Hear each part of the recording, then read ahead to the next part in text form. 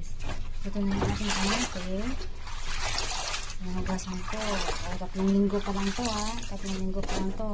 3 bisis ko na rin. Tintalbusan. 3 bisis ko na talbusan. Ang madami na. Isang ano pa lang to. Isang flat pa lang to. Hanggat na sa kabila. Wala pa kasi dati yung talim nyo. At saka konti lang doon. Nakaraan na rin ako sa kabila. Pero ito madami siya. 3 linggo pa lang to. Pinupo ko siya dito. Dipula ko siya dito. Sa ulit ang natin.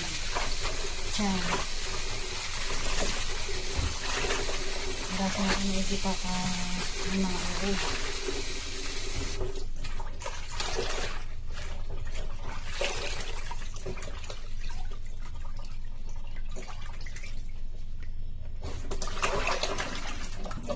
Mga uba, lalo na yung tibi yung may parang may fiber na ano, naglawa-lawa sa ano.